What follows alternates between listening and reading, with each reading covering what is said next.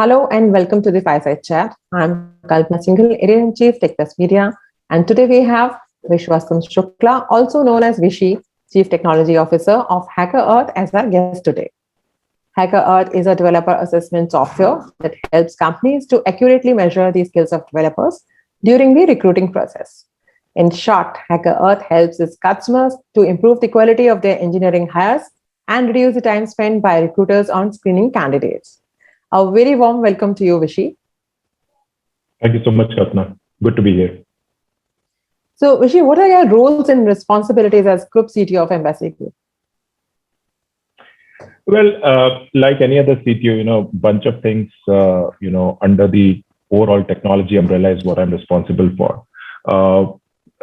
If you take the classical definition of CTO, typically CTO roles are meant to kind of evangelize new technology, lead the technology roadmap, look at areas where you could potentially improve your technical stance, you could improve your technology infrastructure, you could improve the robustness of the platform and things like that.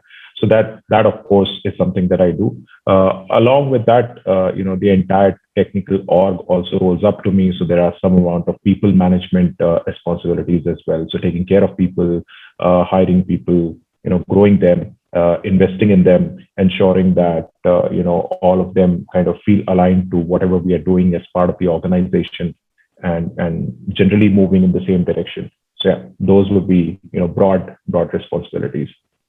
Yeah. So, what is the story behind HackerEarth's genesis? Yeah, so I think while I wasn't, the one of the founders, but I think how the whole thing started was, a couple of guys in IIT Roorkee campus basically thought that, hey, a lot of people, a lot of students actually need some amount of help and handholding in terms of how to prepare for interviews, how to build their career, and sort of crack their initial job offers and things like that. And I think that was one of the core ideas, and then it kind of for a period of time evolved into something much bigger. Although the core tenet kind of remains the same, which is still about matching skills with the right set of opportunities that lie and that are there across the globe. So we basically have the same mission and vision that we probably had when we started out, which is, you figure out what are the skill sets available in a given developer and an engineer, and then try to sort of give them or sort of expose them to the right set of opportunities that are out there. So I think that is the core tenet. Yeah, that's quite unique also. And so, what is the operating business model of HackerEarth, and how all does technology drive this business? Sure. So I think, 2-3 key offerings as part of the overall, how we are trying to achieve the mission that we have, right? So one of them, as you rightly said, we help organizations hire better, right? And when I say hire better, it's a very sort of qualitative way of putting it. We sort of impact various parameters as part of the hiring funnel, right? So for instance, if let's say you are a huge multinational company and you want to hire thousands of engineers over a period of few months, right? To do that kind of an activity, you would have to have tens of thousands of interviews and probably, screen maybe 100,000 resumes, right? Depending on what is the conversion rate.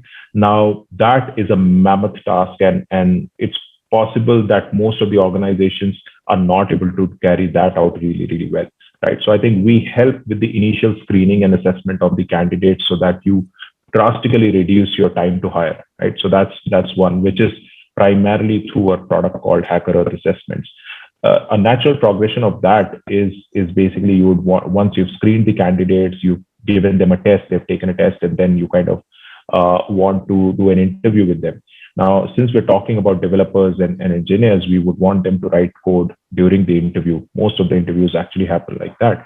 And hence we went ahead and developed, a brand new interviewing tool where you could, go face to face using a video conferencing capability. And along with that, you also have a code editor, which you could use to sort of make them write code or do architectural exercises and diagramming, etc. Right. So it's a very sort of, everything baked in kind of product, right?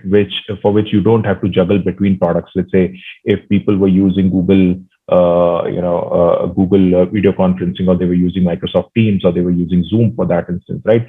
They would probably not get the same feature set that you need to actually conduct a proper interview for a software engineer. So we kind of built that interviewing product, which is called Face Code, right? So we have assessments, we have Face Code. The third part of our offering is basically related to developer community as such, right? So today, as of today, we have more than 6.5 million developers as part of the HackerEarth community. These are guys across the globe. I think we touch almost 180 countries, and people actually log into HackerEarth and they try to learn and pick up new skills, right? And this is all very self-driven sort of a learning mechanism. Nobody's sort of hand-holding you, but we've created, certain set of tracks with curated problems and some theoretical concepts, etc., that people can come and learn.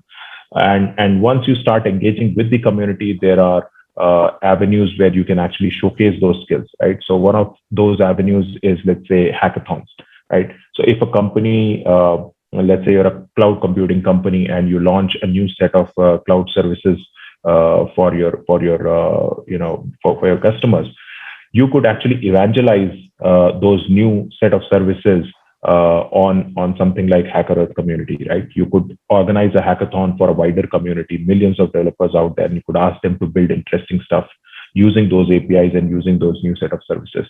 So I think that's one way of engaging with a wider community. That's also a great way by which you can actually do employee branding, right? So if you want to brand yourself as a company which is very developer centric, or which has great challenges to offer to the developers out there, I think that's another thing that you could do through hackathons. So you basically build some sort of a warm pool of candidates, so that whenever you want to kind of go ahead and hire them, you already have an engaged audience with you as part of the HackerEarth community, right? So there's a bunch of things that you could do using hackathons. And of course, hackathons are also the driver for innovation. Now, whether you want to drive innovation through external community, or you want to drive it internally within your own organization, right? So you could do an internal hackathon or a open community-wide hackathon, right? So I think those are 2-3 key offerings that we have, and we've seen a lot of traction over years.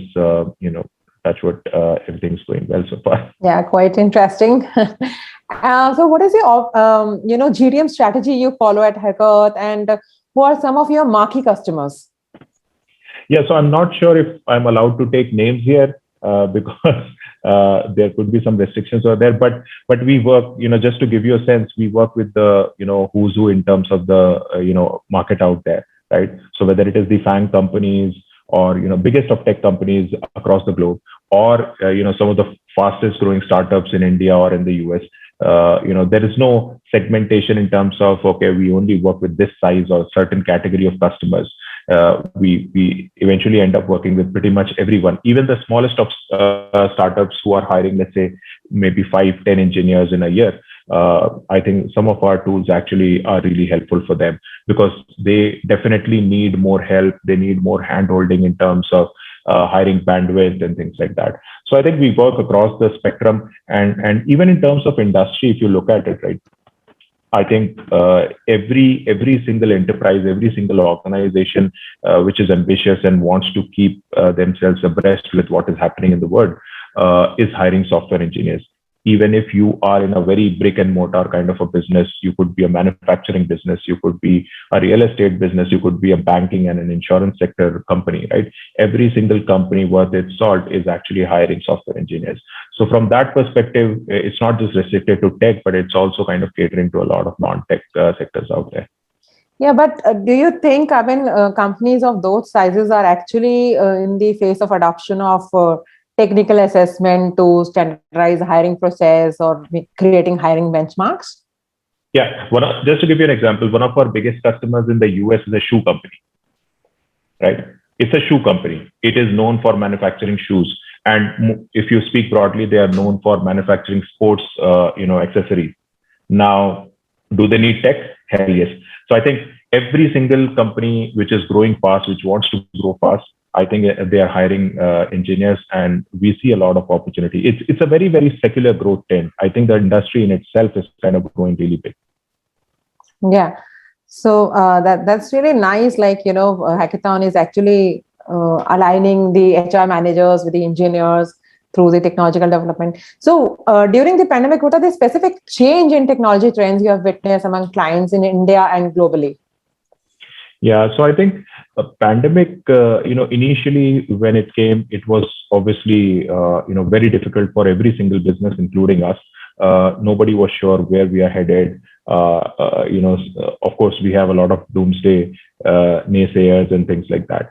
But as things started unfolding, what we realized was that keeping all the losses, personal losses, and the seriousness of how the pandemic itself impacted the health of overall world. But I think we, from a business perspective, saw it as a blessing in disguise. For us, what happened was that a lot of recruiting activity, which was happening in person, right, actually moved to completely digital.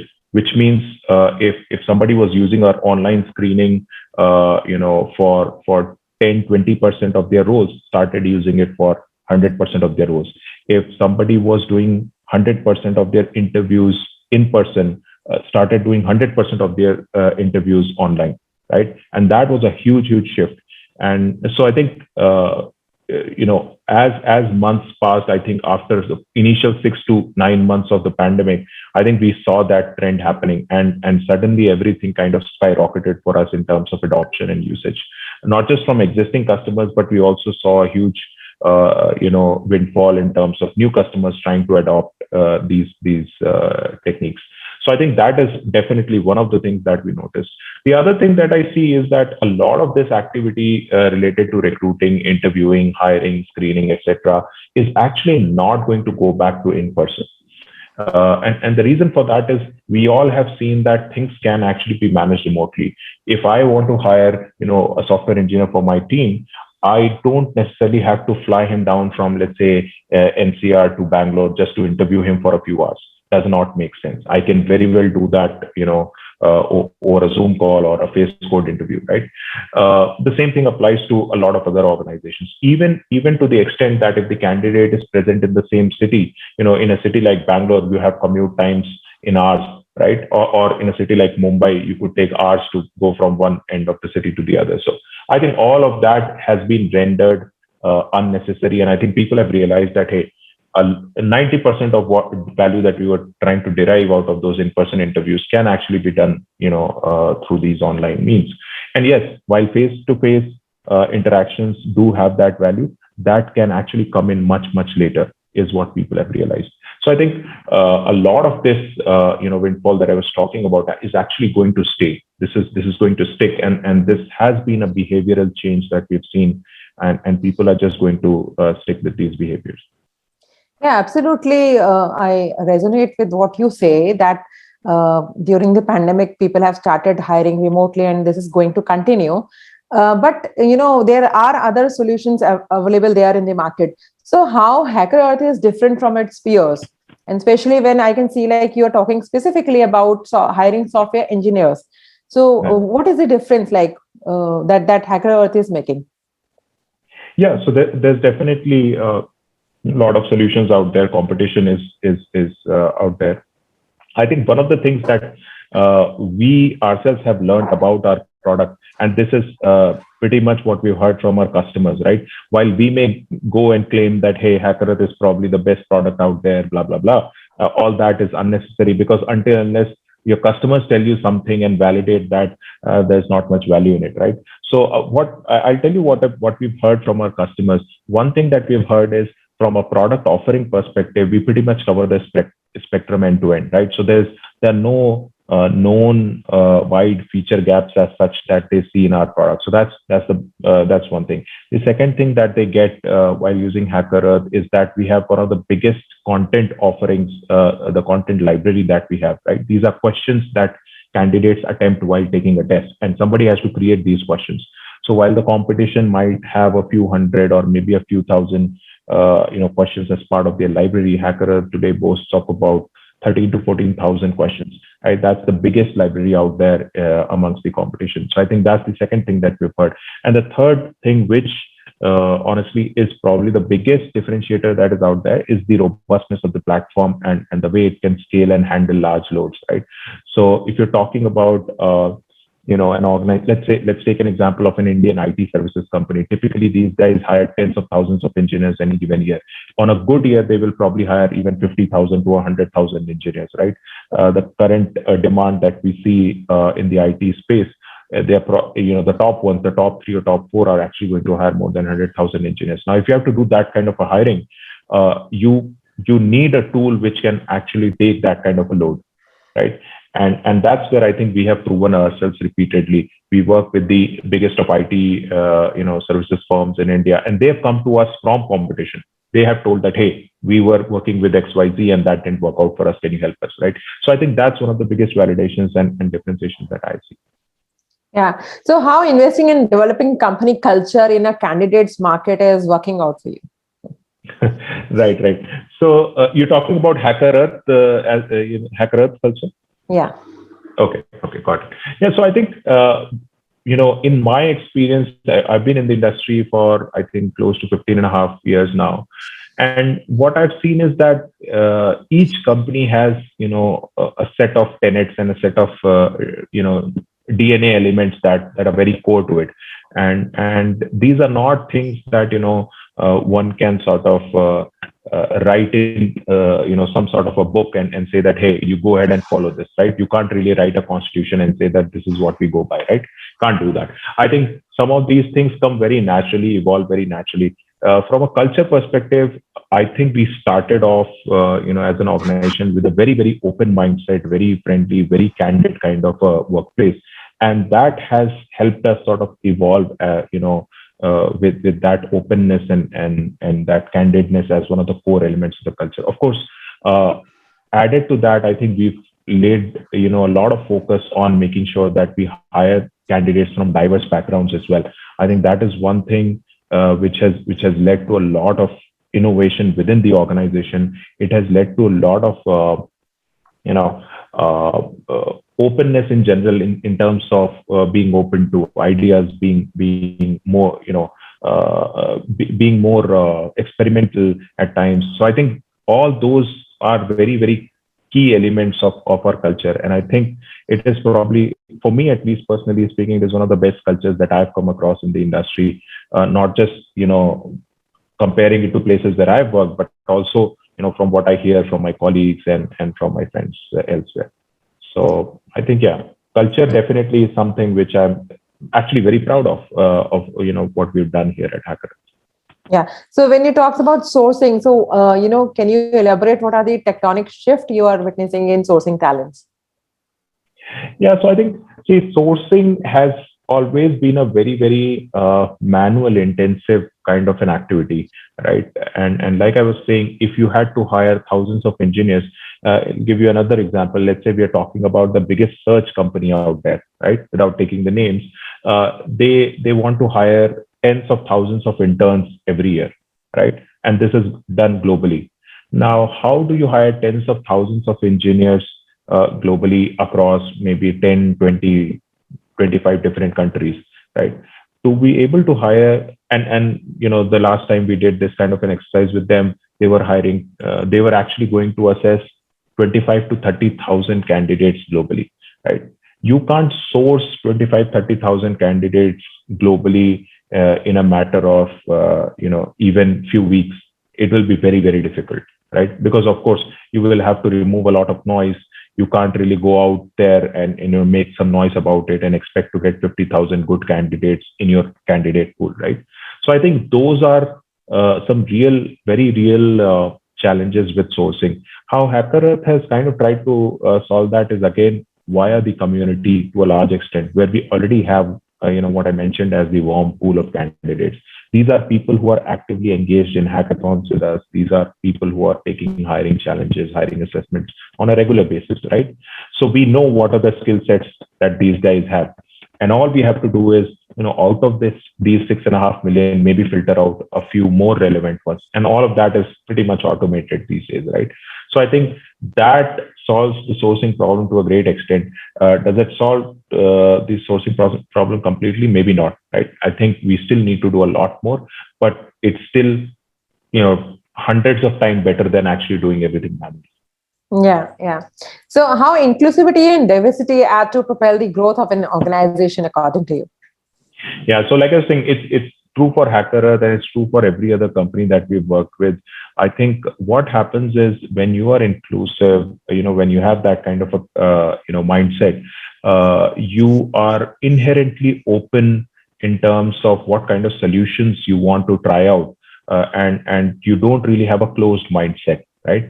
So that actually helps not just in terms of having good healthy discussion about the problems that you have, but you might actually end up with very, very innovative solutions, right? So there is a real bottom line and a top line impact that businesses can see, businesses which have diverse workforce. And I think that's very, very important. I think people so far, up until a few years back, were talking about D&I as more of a, compliance number that, hey, I want to hire X percentage of my workforce from diverse backgrounds, just from a compliance perspective. But I think as they've sort of tried this out, they realized that, hey, there is a real bottom line and a top line value, that dollar value that you could actually associate with diversity. And that is propelling the next level of growth here. I'm very, very positive that, as organizations adapt to this trend, I think they will see a lot more tangible value than just seeing the compliance numbers out there. Absolutely. So my final question to you, what are going to be your key focus areas for the next 18 to 24 months? Yeah, so I think 18 to 24 months is not a very long time frame, honestly. If I tell you purely as a CTO. So I think some of my North Star metrics that I actually work with the team on actually don't change. And in fact, that has been my strategy. What I try to focus on are things that hopefully will not change in the next 18 to 24 months or even in next 5 years, right? So that is a better way, I think, of looking at and figuring out, hey, what is going to change in the next 12 months or 18 months, and hence let me actually adapt myself. I think rather than doing that, because it's a futile exercise, we can't really predict what is going. Nobody had predicted COVID, for instance, right? So we can't really predict what is going to happen in next 18 to 24 months. But what I can tell is maybe things that are not going to change even in the next 5 years, right? Just to give you an example, right? If you're an e-commerce, shopper, right? You shop on Amazon or Flipkart or wherever else. There are things like faster shipping that you would want as a customer, and that is not going to change. Even 10 years down the line, you would want faster shipping, right? If the company starts shipping products in 2-3 hours, you would say, hey, why not half an hour, right? That is not going to change. Or for instance, if you're getting a product for 100 rupees today, you'd probably even 10 years down the line, you may want lower prices for that. As a user, as a customer, you would never want higher prices, right? So wanting faster shipping and wanting lower prices is not going to change in next 5 to 10 years. As a customer, you would always want that, right? And I think that's been my strategy here as well. I try to focus on things that are never going to change, right? And hence just focus on those, and everything else will just fall in line. So in that view, do you think technology like metaverse is going to disrupt the concept like HackerEarth? It may not. Like I said, it doesn't really matter till the time we are focused on solving the right problem. We're not sort of losing sleep over metaverse or AI or whatever else is trending out there. I think what we're focused on is very nuts and bolts core problems of what we're trying to solve, right? And what we're trying to solve is essentially given out by our mission statement. We look at what is the skill set that a developer has and how do we match it to the right opportunity. And I think that is not going to change. Yeah, sure. So thank you so much, Vishy. I want to thank everyone for joining us, and it was a complete pleasure interacting with you. Appreciate you for taking out time and joining us today. Thank you. Thank you so much, Kalpana. It was nice talking to you all. Thank you. Same here. For more updates from CXO TV, please like and subscribe to our channel.